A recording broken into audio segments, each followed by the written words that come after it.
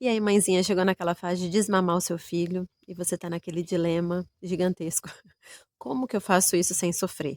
Como que eu faço isso sem que meu filho sofra? É sobre isso que a gente vai falar nesse vídeo. Eu tenho uma lista dos próximos vídeos que eu quero gravar. E esse estava na lista. Mas ele estava um pouquinho mais para lá, para o mês que vem. Mas três amigas minhas pediram para eu falar sobre isso. Então eu antecipei, inverti um pouco a ordem aí, vou falar dele primeiro, antes dos outros, porque é algo que realmente toca o nosso coração de mãe. O desmame, ele não pega só a parte física, ele pega muito também a parte emocional. E é por isso que é tão difícil. Antes de começar esse vídeo, antes de começar sobre os assuntos que eu quero falar, eu quero dizer que existe hoje uma polaridade.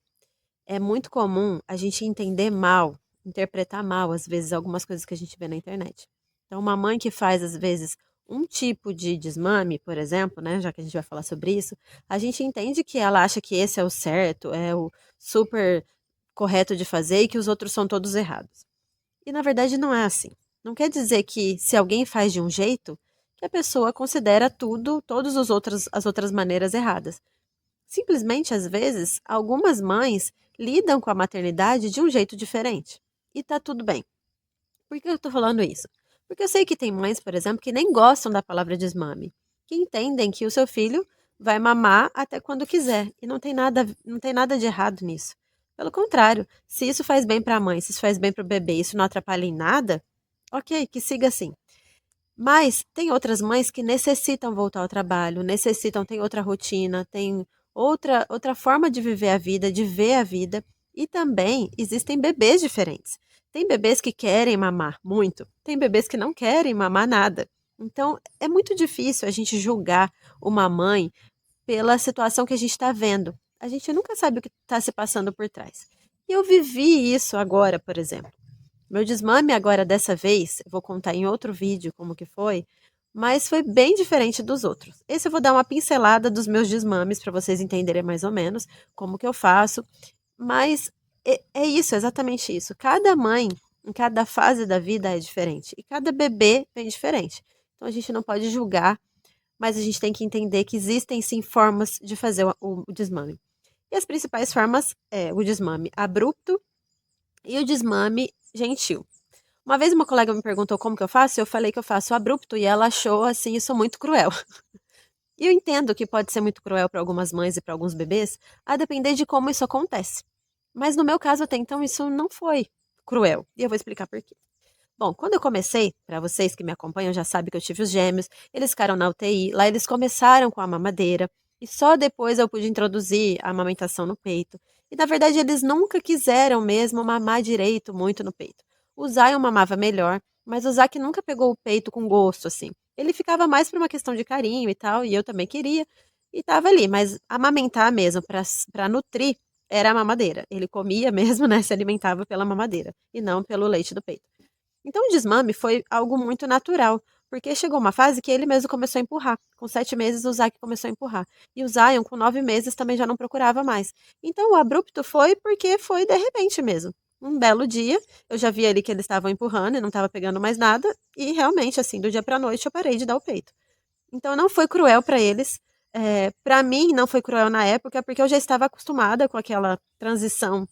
Foi, na verdade, se a gente pensar que foi gentil, a gente pode pensar que desde o começo, né, foi assim, uma transição, porque eles já não mamavam muito o peito. Então, quando eu falo abrupto, é abrupto porque realmente ontem eu dei o peito e hoje eu não dei mais, entende?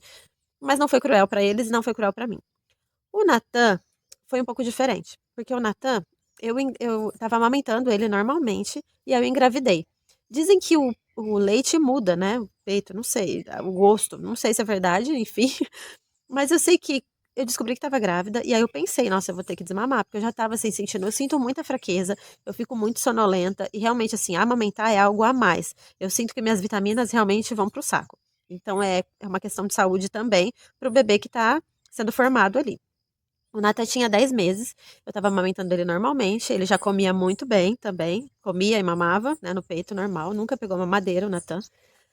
E aí aconteceu que um belo dia ele ficou 24 horas sem mamar. Ele empurrou o peito, eu não sei se foi porque o sabor estava diferente, ele empurrou o peito e ele não queria mais. E aí eu pensei, acho que ele não vai mamar mais. Aí no outro dia, ele voltou a mamar normalmente, como se nada tivesse acontecido. À noite, ele já não quis mamar. E no outro dia, ele também não voltou a mamar. Então foi quase que aquele dia foi uma despedida, assim. Ele ficou 24 horas sem mamar. Aí ele pegou um dia que mamou mais ou menos e no outro dia ele não quis mais. E foi abrupto também, penso eu, né? Quando a pessoa me pergunta, eu acho que foi abrupto, porque não foi assim gradativo, não tirei uma mamada após a outra, nem nada assim. E assim foi. O Daniel, ele tinha 1 ano quando eu descobri que estava grávida do Josué. Também a mesma coisa, pensei, nossa, eu preciso ver como é que eu vou fazer, porque eu tô ficando muito fraca, eu fico com muito sono, né? E a amamentação já me dá sono. Com o sono da gravidez eu tava assim, parecendo um zumbi. E eu pensei, vou ter que tirar. E ele tava mamando normalmente. Aí um belo dia eu falei, vou fazer como eu sempre fiz nos outros, né? Que na minha cabeça era a minha técnica. Mas é porque tinha acontecido assim. E aí desmamei do dia pra noite. Então, a partir de amanhã não dou mais. Ok. Ele teve febre. E eu sei que foi emocional, porque não tinha acontecido nada diferente, nenhuma friagem, nem contato com ninguém, nada. Foi completamente emocional, dava pra perceber. Aí eu retrocedi.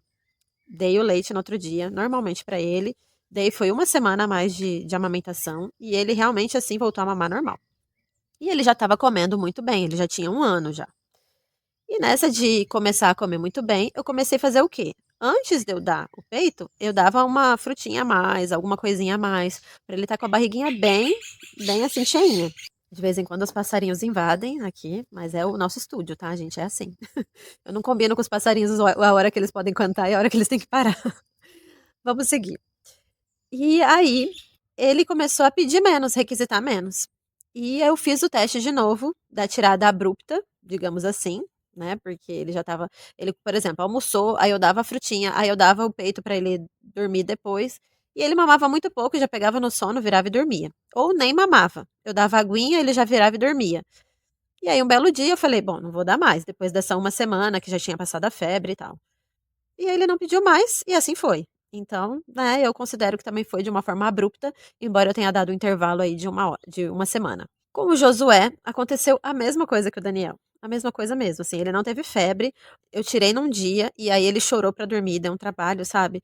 Aí eu retrocedi um pouquinho, dei mais uns 2 dias, e fiz o teste de novo, aí ele não pediu, eu sempre fazia assim, bastante comidinha, a frutinha, e aí eu dava uma aguinha, dava uma conversada, tal, e tentava pôr no berço.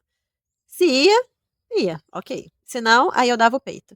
Mas foi muito pouco, coisa de 2 dias também, e realmente ele virou, dormiu e não pediu mais. E assim foi.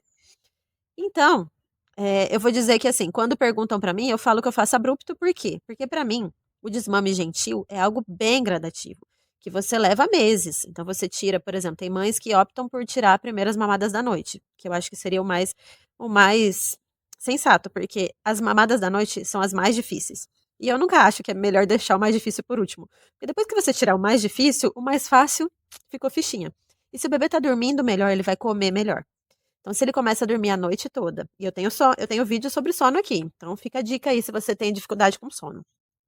Aí pensa só, se você tirou as mamadas da noite, você conseguiu, o bebê já tá dormindo bem, já tá comendo melhor durante o dia, é muito mais fácil durante as sonecas você tirar essa mamada. Então eu penso que assim seria um desmame gentil mais inteligente. Você vai tirando cada uma e vai fazendo aos poucos, e isso leva um processo muito longo.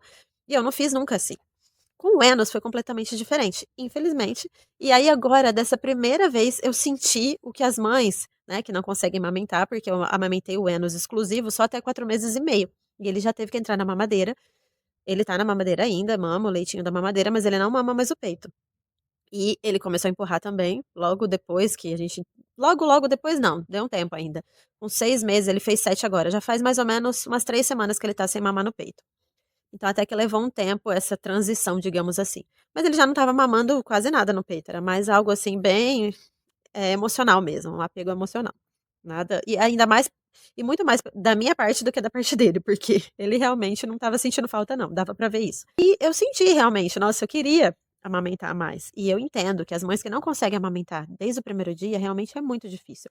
E quando se fala de desmame, assim, abrupto, e ainda mais para aquelas mães que têm esse apego, né, à amamentação, que o bebê mama muito e a mãe está muito acostumada a dar bastante leite, que eu nunca tive muito leite, tem essa também. Então, quando eles começam a comer, eu sempre foco mais na comida, porque o meu leite nunca foi abundante, era suficiente. E dessa vez foi até insuficiente a quantidade. Então, quando eles entram na comida, que eles entram de cabeça mesmo, assim, eu realmente dou as refeições, vou falar sobre a introdução alimentar num outro vídeo, eu não quero falar sobre esse para não misturar os assuntos. Mas eu entro, assim, com força total.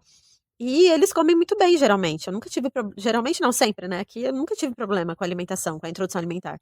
Então foi fácil tirar o peito, sempre foi fácil. Dessa vez só não foi fácil por causa da questão emocional, que pega muitas mães. E com certeza eu acho que esse é o ponto. E aí o ponto é a gente analisar, né, como que eu posso fazer isso de uma forma que não me fira, que não fira o meu filho. Se você acha que o desmame mais adequado para vocês é um desmame gentil, faça o desmame gentil. Entenda a sua rotina. Só que o que eu entendo é que a gente precisa, assim, pôr no papel e falar: "Não, mas eu vou fazer". Se é uma necessidade, é claro. Eu não tô dizendo aqui que você precisa desmamar o seu filho desesperadamente, não. Se tá bem pra vocês, bom pra seu bebê, bom pra você, e tá tudo bem na sua rotina seguir assim, se o bebê tem 2, 3, 4 anos, 5 anos, eu não realmente, assim, não sou das palpiteiras, né, cada mãe sabe como criar o seu filho. Mas se você entende que chegou a hora de desmamar, então como que eu vou fazer? Bom, eu entendi que realmente eu quero desmamar, é algo que eu vejo que é importante pra ele, é importante pra mim. Como eu vou fazer isso? Faça gentilmente, só que seja firme, porque se a gente ficar toda vez retrocedendo, a gente não se torna uma pessoa segura para o nosso filho. Lembra que eu falei, eu tenho um vídeo aqui sobre os pilares, né, do desenvolvimento infantil. E a gente precisa entender que a gente precisa ser segurança, a gente precisa ser um alicerce. O sim e o não são importantes. Então, eu não posso ficar retrocedendo. Se eu decidir que eu vou dar o leite para o meu filho até os 5 anos, por exemplo, eu não vou acordar um dia e falar, não, hoje eu não quero dar, amanhã eu dou. Não, né? Eu tenho que ter um ponto de vista, eu tenho que entender aquilo que eu decidi e realmente seguir. Agora, se eu entendi que não, já deu hora, já tem 2 anos, realmente já tá com dente, tá me machucando, tá me mordendo, não tá legal, né, eu fico me expondo, às vezes tô num lugar público e eles começam a puxar a roupa, fica um negócio mais constrangedor. Eu penso assim, né, mas é o jeito de eu entender, que já tá comendo bem, que não teria essa necessidade, aí então eu vou começar a fazer, ok? Então assim, questão de ser abrupto ou de ser gentil é algo que cada mamãe tem que decidir de acordo com a sua rotina, de acordo com o seu contexto, combinado? E por que que a parte emocional tá tão ligada? Porque o leite, né, a prolactina, ela é muito ligada a outros hormônios. Então, por exemplo, a gente vai falar sobre outro vídeo que eu quero gravar hoje ainda, se der tempo, que é sobre a libido. A ocitocina, a dopamina, muitos hormônios que a gente tem no corpo, eles fazem como se fosse uma gangorra, né? Quando um tá muito alto, o outro tá mais baixo. E a prolactina, ela inibe outros sentimentos. Então a prolactina, quando ela tá produzindo leite, é como se você tivesse ali a mamãe urso, né? Você tá com um olhar todo voltado para o seu bebê. E é como se você estivesse esquecido de si, esquecido do seu marido, esquecido do resto do universo, do arroz que tá queimando lá no fogão. Então a gente fica nessa fase de quando a gente tá amamentando, a gente tá com esse vínculo com o bebê, a gente fica completamente ali imersa nesse amor mesmo, ligado ao bebê. E o cordão umbilical é a primeira coisa que corta, e o segundo cordão umbilical seria realmente o amamentar no peito. Quando a gente decide cortar esse segundo cordão umbilical, a gente precisa fortalecer o vínculo. E aí é muito colo, muito carinho, muita conversa. E é entender que isso realmente substitui. E que não é possível a gente achar que isso é menos, tá? É claro que amamentar é algo extraordinário, é algo que realmente Deus deu como um presente para a mãe e para o filho. Mas isso não quer dizer que todas as outras formas de carinho são menos importantes. Porque na verdade, são as outras formas de carinho que vão sustentar o resto da vida. A gente não vai amamentar um homem de 18 anos, mas a gente pode dar carinho, a gente pode dar atenção, a gente pode conversar, pode dar abraço, todas essas coisas pelo resto da vida. Então, essas coisas precisam se fortalecer. Todos os outros vínculos vão ficar mais fortes a partir do momento que esse segundo cordão umbilical, né, a amamentação é cortada. Então, é uma transição. Então, a gente tem que entender que a gente não está abdicando do nosso filho, mas a gente está passando de fase. É uma fase mais madura, digamos assim. De a gente entender que agora esse nosso bebê cresceu e ele é uma criança. E ele vai conhecer o amor expresso de outras maneiras. E é possível, sim. Então as outras pessoas vão dar amor, né? O papai vai dar amor, a vovó vai dar amor, mesmo não amamentando. E isso talvez cause aqui na nossa cabecinha uma coisa assim, um certo como se a gente fosse menos. Nossa, porque antes eu fazia uma coisa que só eu podia fazer. E agora é como se eu tivesse tornado uma comum, né? Eu faço a mesma coisa que o papai. Eu dou banho, eu dou comida na boca, eu troco fralda. Eu não tenho nada assim, então só eu que faço. E talvez esse quesinho assim de como se a gente estivesse perdendo um um espaço importante na vida do filho, acaba que talvez isso toque muito mais o nosso coração. Mas não é verdade, porque ninguém nunca substitui uma mãe. Inclusive, por mais que uma criança ela tenha mães, né, a gente sabe que a falta de uma mãe de verdade na vida de uma criança é muito profunda. Então, gente, ninguém substitui uma mãe, independente se essa mãe amamenta ou não, porque as mães que dão mamadeira, que não conseguiram amamentar, elas são mães também. Então, a gente não pode menosprezar e colocar a amamentação numa caixinha como assim: "Ai, isso é o mais precioso da amamentação". É realmente um presente muito precioso, mas não é isso, a maternidade ela não se resume a isso. Então as mães que não amamentam, elas são mães também, são carinhosas também, e esse vínculo vai se desenvolver de outras formas. Então quando acontece o desmame, e você é da turma de que estava amamentando, você vai passar de fase e vai descobrir o amor junto com seu filho de outras maneiras. Agora, para finalizar esse vídeo, eu quero fazer as partes práticas. Bom, para as mães que têm muito leite, as mamas ficam inchadas e é preciso procurar chás ou compressas. Agora, a compressa, gente, eu não tenho experiência real para falar. Na minha cabeça, as compressas de água morna faziam mal e as compressas de água fria faziam bem. Mas um dia eu falei isso com uma colega e ela falou assim: não, quando eu punha de água fria, piorava demais na minha situação. Produzia muito mais leite. Aí eu fiquei confusa. Então, vocês precisam entender qual é, assim, o que funciona para vocês. Façam testes. Porque realmente, essa fase é complicada para quem tem muito leite e o bebê acabou desmamando. O que eu entendo é que a gente tem que ordenhar. Tirar, né, a quantidade que dê para tirar, para esvaziar. Não pode deixar empedrar, porque isso é muito perigoso, porque assim como a gente teve lá na pojadura, se for acumulando, pode dar também mastite, pode dar febre, pode dar infecção. Então a gente precisa esvaziar essa mama para quem tem essa necessidade. Eu nunca tive, essa é uma parte que eu não tenho experiência para trocar com vocês. Se você está assistindo meu vídeo e tem muita experiência, deixa aí nos comentários, porque as mamães que estão lendo vão aprender também, até eu aprendo, porque se eu passar por isso, eu vou saber, né? O meu sonho é ter muito leite, mas eu nunca passei por isso. Então, deixa a sua dica aí se você tem experiência nessa parte. A gente precisa de paciência e saber que o bebê ele vai regredir algumas vezes. E quando aconteceu isso comigo, assim, de uma noite ou outra, eu senti que deu um chorinho a mais, eu parar para pensar, pode ser que seja o leite que tá sentindo falta, né? Eu dei água. Então, assim, à noite, às vezes acordava, eu dava água, dava carinho, dava colinho, dava aconchego e dava esses carinhos de outras maneiras que não fosse o peito. Atentar também para os palpites. Então, decida o que você vai fazer. Você quer desmamar hoje ou não quer desmamar hoje? Decida e ponto. Dentro das quatro paredes, dentro da sua casa. Você vai decidir o que você quer para o seu filho, qual que vai ser o caminho que vocês vão seguir e ponto. Porque os de fora podem dar o palpite que for. Se a gente fica comentando, ah, então, não sei se eu desmamo agora, ou amanhã, ou depois, ou semana que vem. Se a gente abre essas portas, é porque a gente está querendo conselho. Aí depois não adianta a gente ficar bravo que a gente está recebendo conselho. Agora, se você já decidiu, não abre essa conversa, porque realmente cada mãe tem a sua experiência. Existem um palpite sim, e às vezes os palpites não são nem malvados, né? Não é nem de uma forma maldosa que vem. Mas é porque realmente uma mãe teve uma experiência e ela vai dividir com você a experiência dela. E outra mãe vai ter outra experiência e vai dividir com você também. Então entenda o que você quer, como você se sente bem e faça aquilo que você determinou. E algo muito importante mesmo. Eu tenho um vídeo aqui, um vídeo curtinho, falando sobre a moleirinha do bebê, que quando ela tá afundadinha é sinal de desidratação. E quando ela tá inchadinha é sinal de infecção. Se o bebê é muito pequenininho, igual o meu, né, ele saiu do peito com 4 meses e meio, então a moleirinha ainda tá bem aberta, é possível ver isso. Porque quando a gente acaba de desmamar, o que acontece muito e é muito perigoso a gente esquecer que a gente tem que hidratar esse bebê. Que antes ele estava mamando no peito, e quem toma fórmula, por exemplo, precisa tomar água. Então, assim, o bebê ele vai ter necessidade de se hidratar ainda mais, porque o peito ele tem a fase mais aguadinha, é equilibrado, né? E as fórmulas industrializadas não têm essa coisa tão equilibrada quanto, né, o que Deus fez. A ciência nunca vai alcançar o que Deus fez, pelo menos é assim que eu vejo.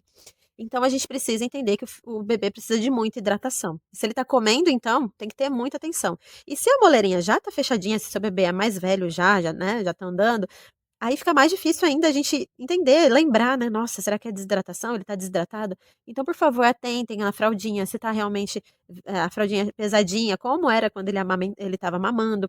Porque o perigo é a gente tirar o peito e esquecer que a gente tem que substituir por algum líquido. E por isso que na introdução alimentar é muito comum muitos bebês sofrerem de constipação. Eu vou falar isso no outro vídeo sobre introdução alimentar. A gente precisa se atentar muito à desidratação, que é algo muito sério e muito sutil, que passa despercebido muitas vezes. Agora, se para você é muito difícil, você não consegue imaginar tirar o seu bebê do peito. e já passou da fase, né, você fala: "Não, eu entendo que já deu, ele nem tá mamando tanto mais, ele tá comendo bem, mas eu não consigo me imaginar sem amamentar". Eu sugiro que você procure uma ajuda especializada. Pode ser com a consultora de amamentação, pode ser às vezes uma ajuda psicológica, alguma coisa para passar, para fazer essa transição, porque para alguns casos isso possa ser necessário. Para algumas mães, né, que têm esse apego muito mais forte, esse laço muito mais forte, pode sofrer muito mais com isso. E tudo bem, se você entende que para você é muito difícil, procure ajuda, vá atrás para você conseguir fazer essa transição. Gente, perdoa os passarinhos, eu tô aqui assim, ó, há 10 minutos parando, eles não param.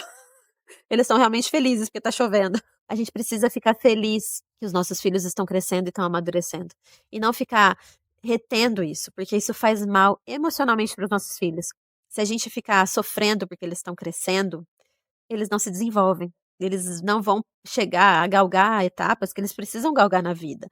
E então a gente precisa entender que essa fase do desmame, cedo ou tarde, vai ser uma fase necessária e que todo mundo vai ter que passar, a mamãe e o bebê também, que nesse caso não vai ser nem mais um bebê, vai ser uma criança. Então internalize isso, que o desmame é uma fase que precisa acontecer e que não é menos amor, não é menos amor. Você vai aprender e ele vai aprender a dar e a receber amor de outras maneiras. Eu fico por aqui nesse vídeo. Um abraço, um beijo e um queijo, e até a próxima.